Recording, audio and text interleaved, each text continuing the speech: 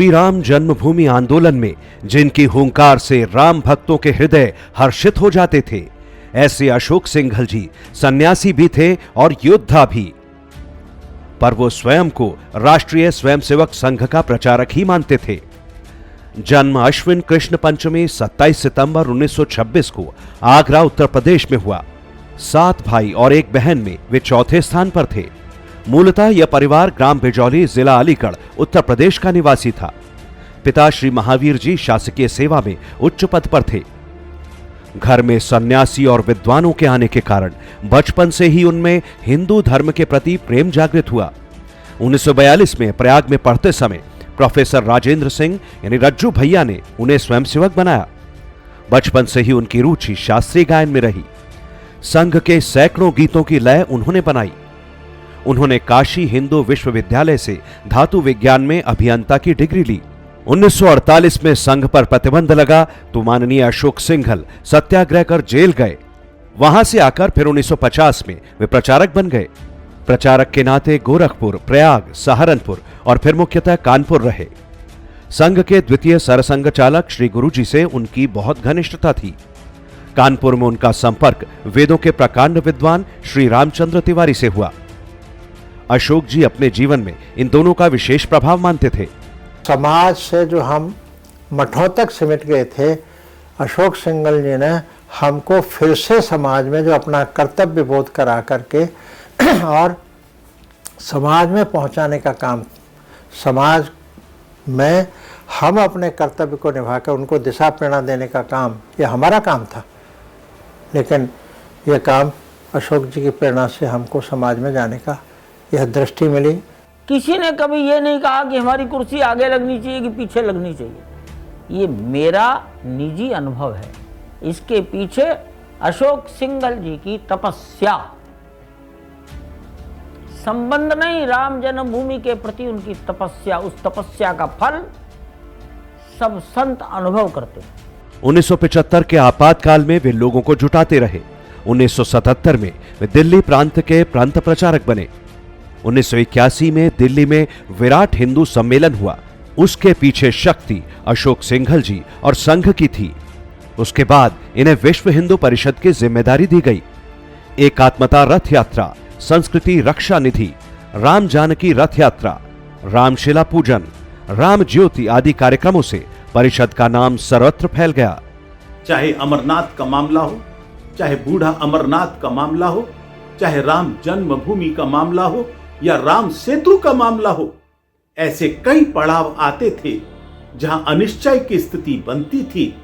लेकिन माननीय अशोक सिंघल जी एक निश्चय भाव से आगे बढ़ते थे और समाज पर विश्वास करते हुए उस कार्यक्रम को सफल कराया करते थे। परिषद के काम में बजरंग दल, परावर्तन, गाय, गंगा, सेवा, संस्कृत, एकल विद्यालय आदि कई नए आयाम जोड़े गए। पर श्री राम जन्मभूमि आंदोलन ने देश की सामाजिक और राजनीतिक दिशा ही बदल दी। श्रद्धेय अशोक सिंघल जी परिषद के 1982 से 86 तक संयुक्त महामंत्री, 1995 तक महामंत्री, 2005 तक कार्याध्यक्ष, 2011 तक अध्यक्ष और फिर संरक्षक रहे। अशोक जी की विनम्रता से सभी पंथों के लाखों संत राम मंदिर आंदोलन से जुड़े।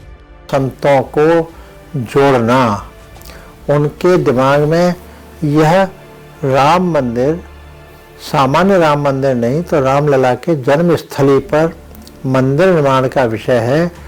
यह हिंदू के स्वाभिमान का, श्रद्धा का, आस्था का विषय है। इसलिए इसको किसी के मत पर छोड़ा नहीं जा सकता है। और आप लोग समाज में आगे जाइए, जनजागरण के लिए आगे बढ़िए और उसमें से फिर सब संप्रदायों को एक मंच पर बिठाना, ये कम नहीं है, बहुत बड़ी बात है। सब संतों को एक इकट्ठे लाना, कोई भी समुदाय, जैन समुदाय, सिख समुदाय, बौद्ध समुदाय और जो भी समुदाय थे अपने जन धर्म थे, उन सबको एक मंच पे लाना और एक कल्पना करना, एक नव भारत, पुराना जो अपना भारतवर्ष था उसकी कल्पना जो उन्होंने दोबारा करी कि हम क्यों नहीं विश्व विख्यात भारतवर्ष दोबारा से बन सकता है। तो वो जो कल्पना थी उनकी, वो बहुत दूरदर्शिता की थी। श्री राम जन्मभूमि के समूचे आंदोलन में कई बार उनके अयोध्या पहुंचने पर प्रतिबंध लगाए गए, पर वो हर बार प्रशासन को चकमा देकर वहां पहुंच जाते थे।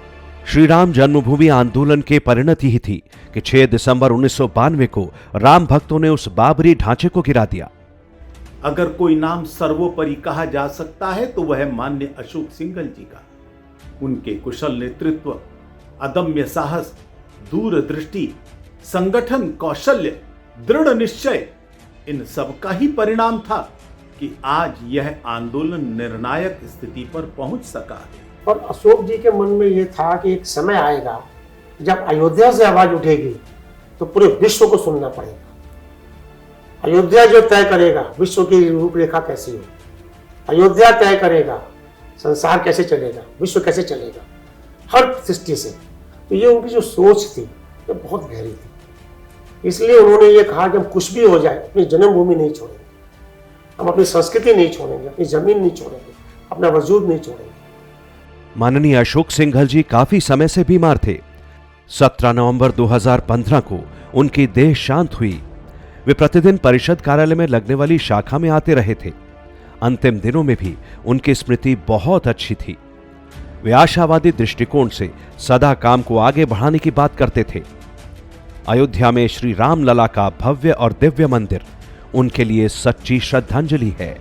1990 में जब कुछ भी किसी को दूर दूर तक सोच भी नहीं था कि क्या होगा, कोर्ट क्या करेगा और क्या करेगा, लेकिन इसके बाद भी सोमपुरा अहमदाबाद उनसे मंदिर का प्रारूप तैयार करवाना, उस प्रारूप के आधार पर पत्थरों की तराशी कराना, कटाई छटाई, और वो सब लोग पूछते थे अरे कभी तो समय आएगा, जब समय आएगा तो ये पत्थर वही मंदिर के काम में आएंगे। और आज हम देखते हैं कि ये जो 2 साल में मंदिर तैयार हो रहा है तो वो जो 90 से तराशने वाले पत्थर वही सब काम आ रहे हैं। अशोक जी हमारे बीच में नहीं है, लेकिन उनके गुण, उनकी स्मृतियां, ये सब हमारी यादों में शेष हैं। और राम जन्मभूमि पर भव्य मंदिर का निर्माण, यह माननीय अशोक जी के प्रति भी हिंदू समाज की सच्ची श्रद्धांजलि।